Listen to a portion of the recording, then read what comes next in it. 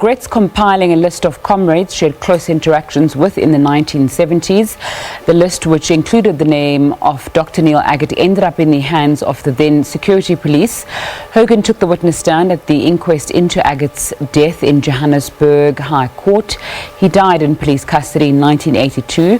Hogan says the list put her comrades' lives in danger. Let's get more on the story. My colleague Hasina Gori is standing by. Very good afternoon to you, Hasina. Give us insight into why that list was made in the first place and what led to it being compromised. Good afternoon, Nzinga. Yes, as you mentioned, that a close comrade list, which was created, we heard former cabinet minister Barbara Hogan saying it's something that she wishes that she didn't write, and she explains how it came about. What started was that she went to one of her handlers and expressed some concern in one of the Botswana cells, saying that she's concerned for the safety of those in exile and that she thinks there's some leaks. And she had sent through a report to them through one Rob Adams. And when she gave this first report through, she said she didn't name anyone at that point. She didn't even write any way that they could be identified. And once this went through to the cell in Botswana, then she was told that, yes, she is right. There is a cause for concern, and that she may be in danger, but also those that may be around her may be vulnerable. And then she created the list because they asked her to write down a list of those close to her. It was called the Close Comrade List.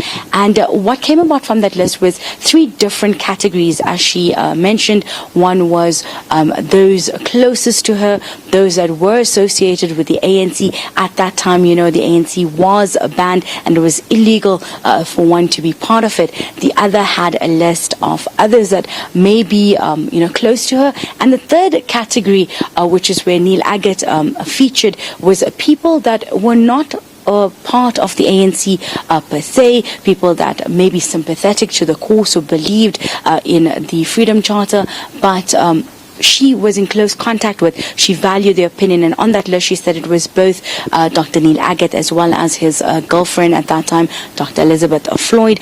She said that what she hadn't known at that time was the list would end up in the hands of the intelligence and the security branch. And a few weeks later, she had gone to the Eastern Cape, to continue with her work, and mobilizing, which was what she was very much part of at that time. And once she returned from the Eastern Cape, she was arrested within the next day. And when she was arrested, Mr. Conrad Arthur, was quite boastful and, jubilant and saying that I have your list and I know exactly who else, you are in contact with. And that led to the arrest of Dr. Neil Aggett, as well as a few others who were also detained. Horrifying details, Hasina, because we know what happened in the end. So take us through what else is going to be happening in the Johannesburg High Court and what you will be working on.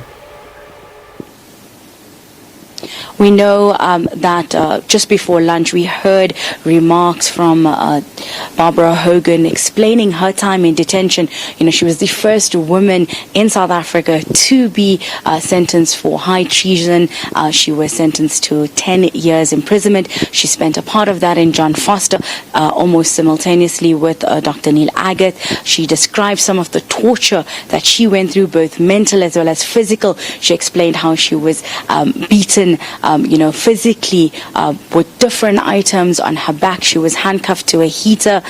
She had also gone through moments of being really suicidal, where she tried to take tablets and hang herself. And when she asked to go to the district surgeon, she was told that she would be taken to a mine and killed.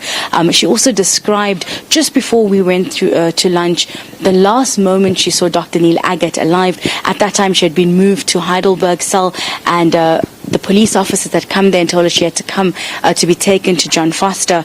And she actually mentioned this was just before she was taken out of John Foster. She saw Neil Aggett in the opening area one day. He smiled at her broadly and he gave her the Amandla salute. And that was the last time she saw him alive. After that, she got the news of his passing when police officers came to fetch her from that police station and take her to John Foster.